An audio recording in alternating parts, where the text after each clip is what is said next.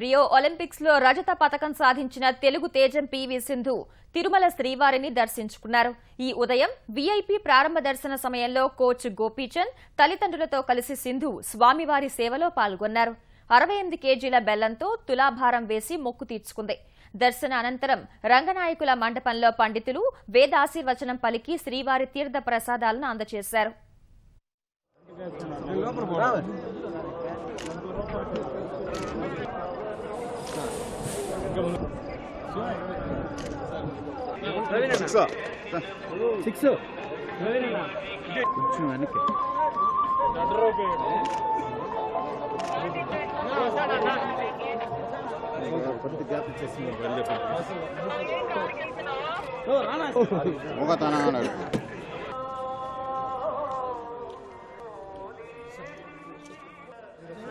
డెఫినెట్గా రెస్పాన్సిబిలిటీస్ అన్నీ పెరిగాయి. సో ఇంకా బాగా ఆడి మంచిగా హార్డ్ వర్క్ చేసి ఇంకా ఎన్నో గెలుచుకోవాలని అనుకుంటున్నాను.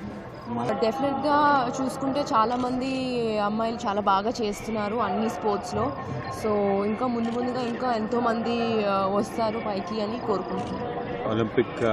ఒలింపిక్స్కి వెళ్ళే ముందు సింధు ఇక్కడ రావటం జరిగింది. ఈరోజు దేవుడి కృప వల్ల ఈరోజు ఈ మెడల్ వచ్చిందని నేను భావిస్తున్నాను. ఇక్కడ మా మొక్కుకి నేను తలనీలాలు ఇవ్వటం, అలాగే ఈరోజు ఇంత మంచి వాతావరణంలో ఇంత మంచి దర్శనం కావటానికి దేవుడికి ఎప్పుడూ ఆయన కృప మా మీద ఉండాలని కోరుకుంటూ అందరికీ నమస్కారం.